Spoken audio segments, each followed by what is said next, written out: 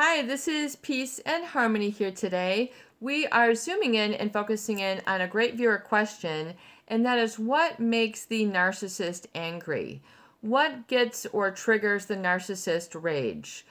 And I think it's important to understand that and understand the implications for being in a relationship, an observer, a bystander, in the proximity when you're in or around a relationship with a narcissist who uses anger and unhappiness and oftentimes criticism in order to adversely affect others, to dampen their emotions and keep them separated really from the truth of the matter. And how to own that. So how do you sort of move beyond sort of that gaslighting and what and that anger that oftentimes seems the cause of that gaslighting? A narcissist will arise to anger when they feel the situation does not match their ego standard.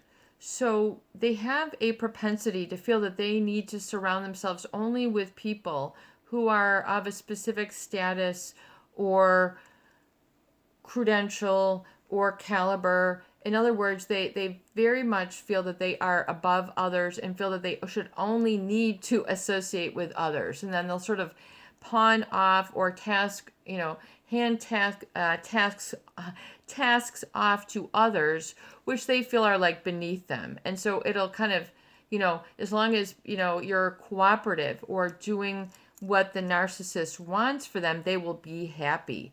But if you're too reliable, they will begin to get angry and unhappy, especially if they feel you are too predictable, reliable, normal, not going through the drama, not going through the thrill, not losing your marbles, not freaking out for them, or really sort of catering to their egoic needs, sort of giving them the constant attention and admiration and always putting them one and always putting yourself second, third, fourth, or 100th. So the narcissist will get angry if they feel that you're sort of not feeding into their persona, their mask, how they feel that they deserve to be treated. Oftentimes, they don't have experience to warrant oftentimes their accomplishments that they might speak about. They might exaggerate their wins. They might exaggerate themselves. They might have kind of an unrealistic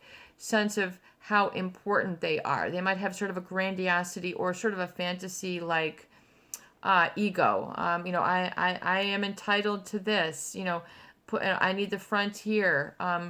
Give me to the front of the line. This rule doesn't apply to me. And then they'll use all sorts of ego to sort of explain or impress to others, that sort of impress to others why they need to be satisfied for their direction and then their needs only, even though because of a lack of empathy, they can't really factor in everybody else is sort of irrelevant.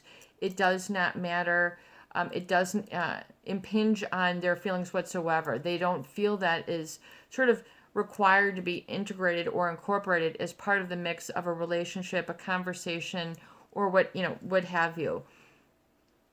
So the narcissist will be quickly to anger also if they are challenged. So in other words, if they're questioned, they might just be something normal, and then they might just sort of flip, like trigger, have a very inappropriate response to the question at hand, and then project that there's something wrong with you, the way that you ask the question, or your tone of voice, or your volume, or maybe you've got a jacket on that they don't like. I mean, whatever it is, that there's got to be something that they're always trying to find adversive and just sort of will rub it into other people when they feel challenged, especially if they're seen as normal, equal, accountable, and often, or what you might consider called out, because oftentimes in narcissists they do not want to be questioned.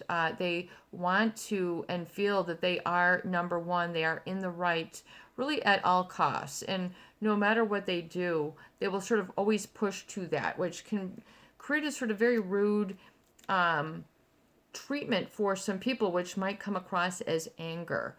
if they're rude or condescending, oftentimes people then do begin to be brainwashed and convinced that there must be something inherently wrong with me for that reaction. So people try to then, try to figure out and change the situation because they're believing that lie. They're believing, those expectations that the narcissist is putting out there that oftentimes are not realistic, appropriate, or cannot be met.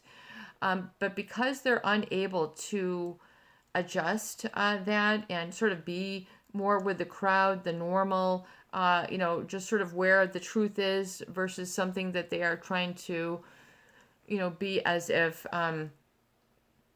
it can really lead to that gaslighting and brainwashing where they, try to tell you that you're, just, you have to be this way, there's always something wrong, and then you'll get a negative look, if you're not sort of meeting their egoic needs. So if you are being authentic, just being real, that might be too insultory for them, for you just to be true. So they might be angered by you just being normal or telling the truth, calling it like it is, seeing it like it is, not sugarcoating it or not falling for the lies. So, in other words, a lot of people are not comfortable confronting a narcissist because they get angry. So they've learned, just to please the narcissist and go along with their game.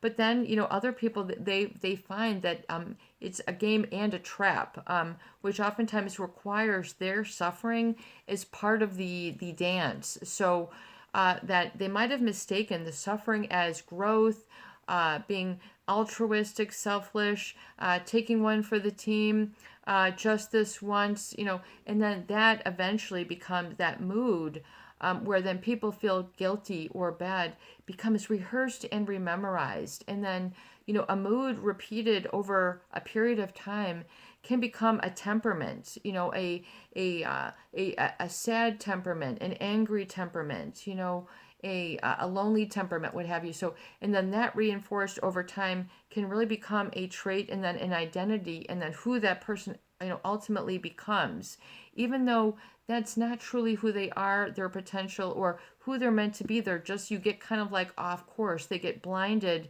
to their own greatness. They get blinded to their happiness and, that it's okay, that narcissist, that's just who they are. You just kind of happen to be witnessing it. What they do to you, they do to other people. And, maybe you don't want to just live in that silent suffering, that is not okay. It becomes intolerable to be cheated on. It becomes intolerable not to be able to pursue your interests, to pursue your happiness, to be okay, to go beyond reproach. So a narcissist, they will continue to sort of peck on people who challenge them in this way.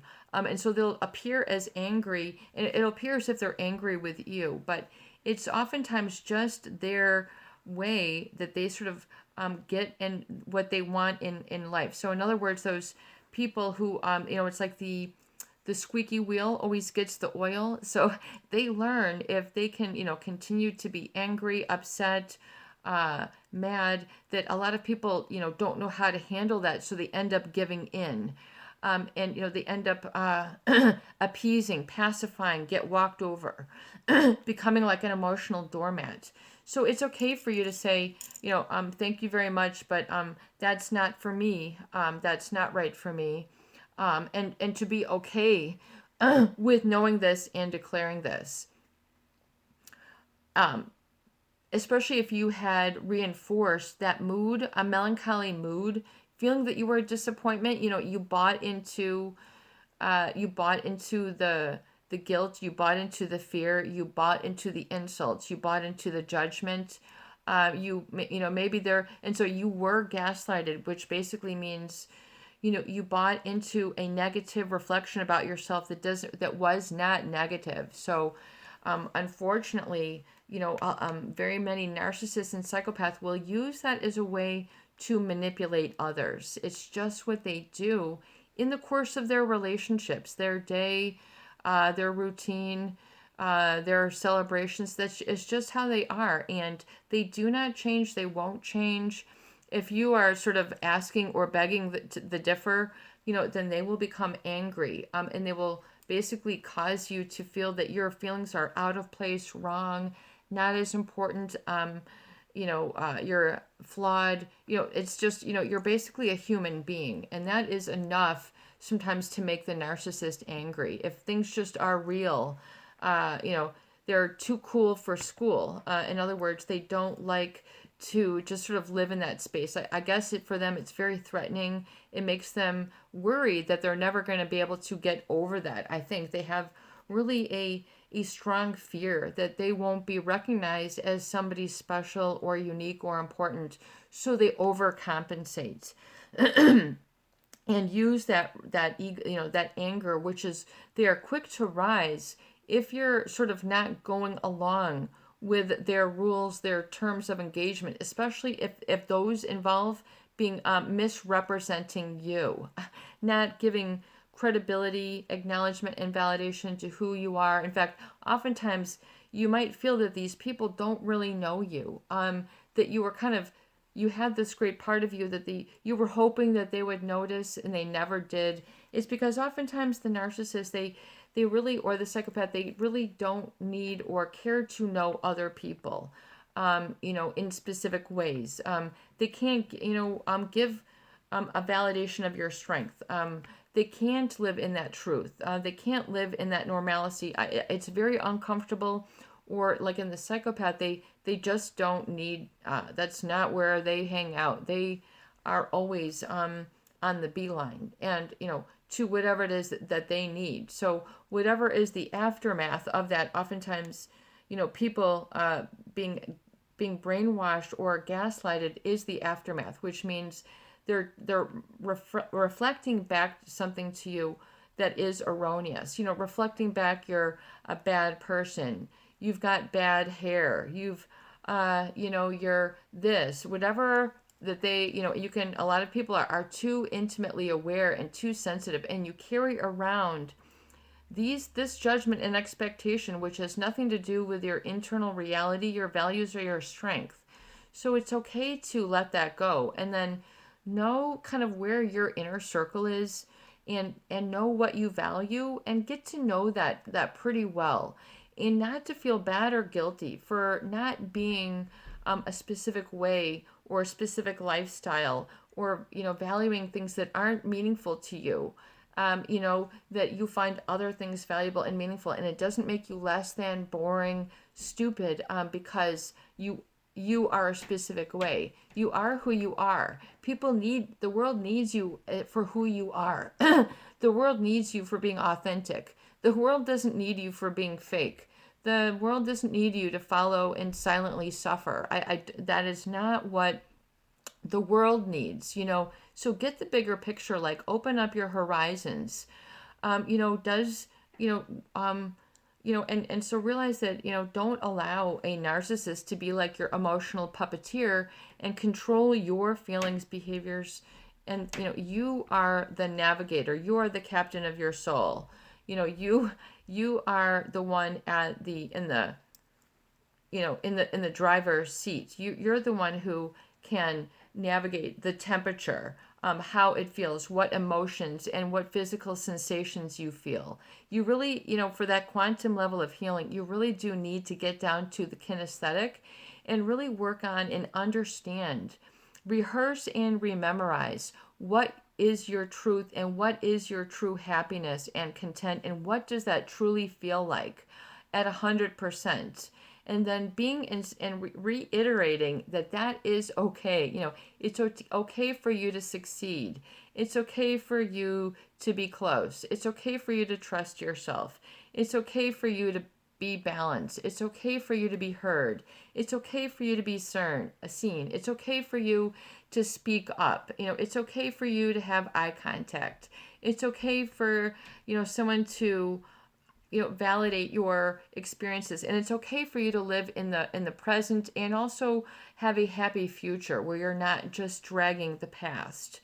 And so when you can really comprehend, process that, and affirm that, and say, okay, I got it, and let's go full throttle forward, when you can really make that proclamation and do it at a pace that is good for you. It doesn't have to be like the dramatic and erratic maybe that was required of you before. You have your own pace, you have your own physiology, you have your own sort of health quotient, and it's okay to become keenly aware and enforce what that is for you. If you might be, it might be diametrically opposed to a narcissist. The narcissist might say, well, you have to have this big fancy watch, this big fancy computer. You're nobody if you don't have this car, or whatever.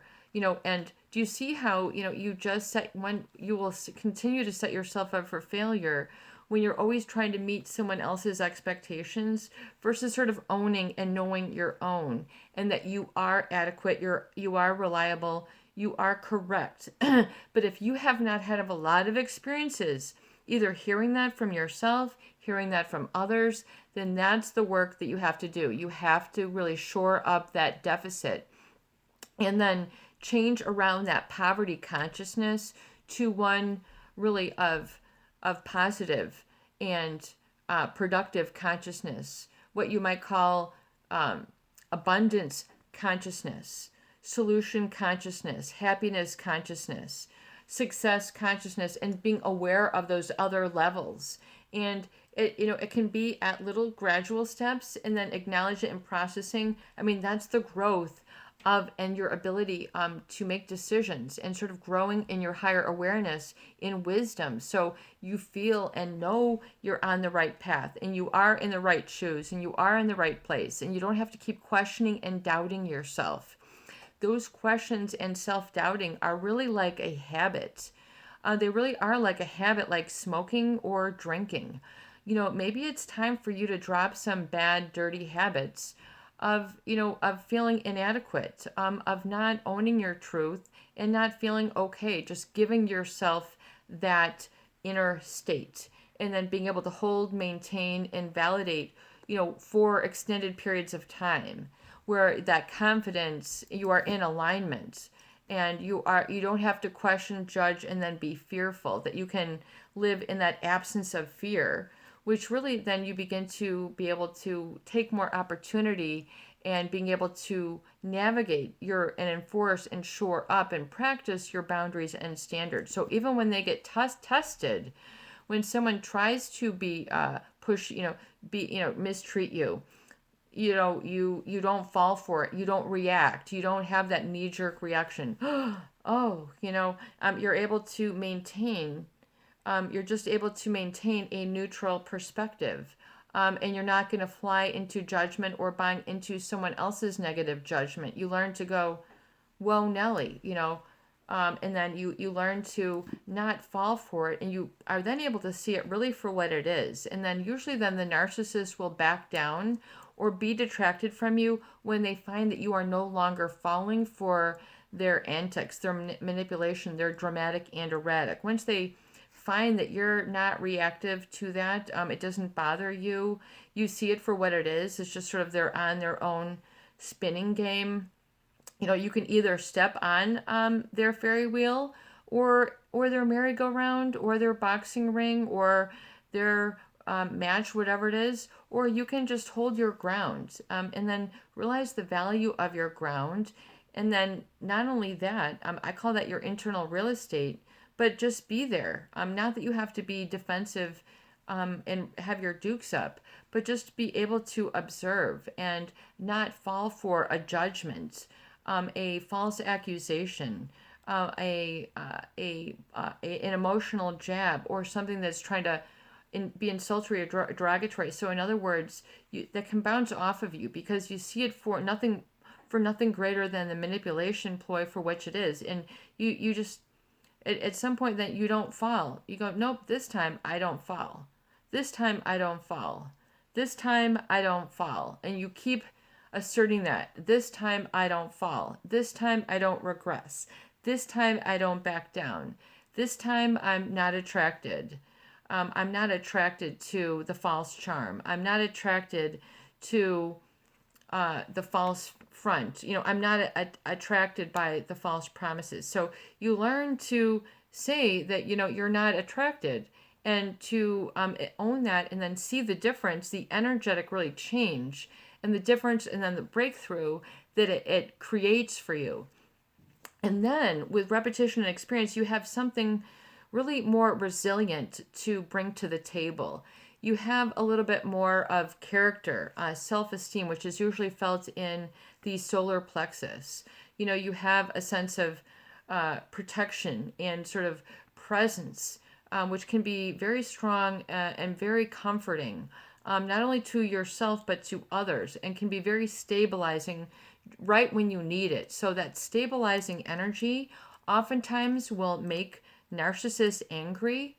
They don't like that because they want to be, the one who has the attention and the ability to distract.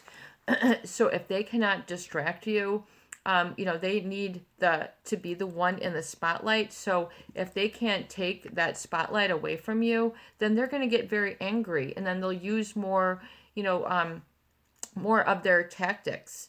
And you don't need to fall for that. A lot of people, it does make them angry to be falsely accused, and then they want to go on the back and forth, the angry paddle game with this narcissist. And to what degree is that going to get you anywhere? Usually, if anything, it just results in more hurtful things that the narcissist, usually they already have a couple 100-pound bags of stuff that they're just ready to hurl at you.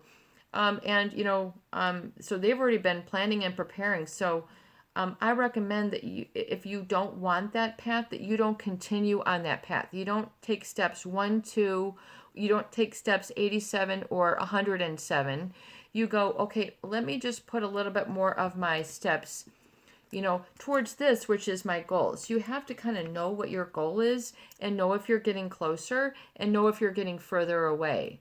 And then being able to own that, and then not having that freak out, dramatic, and erratic that oftentimes you might have learned to behave as being shown this, by this type of person or people or movie shows or whatever it is. You see all this oftentimes reinforced in the media and everywhere else.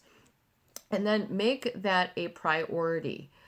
You being okay, I am, as a priority. It doesn't have to be defined by something fantastical, illusory, or something, life-changing, like the narcissist might sort of hold you always to that expectation. You always feel that you're getting there closer, and then they raise it up just a little bit until you say, what, I do not fall for that. That is okay. You don't have to explain that or justify. Sometimes it's just a decision that you make and you stick with. When you really make that decision, when you make that decision in love and light, when making that decision helps you to be your best, and helps, even if it was not acknowledged and validated, that sort of best you is still there, sort of lurking in the light. So allow that sort of best you to go, hey, and then make more plans with that best you. Don't make plans to regress. Make plans to progress. Make plans for the best you. And so make decisions that lead you in that direction. I call that positive, orderly direction, thinking, behaving, and becoming, pod thinking, versus the other way. Well, you kind of know when you see you're kind of, I'm in the wrong spot.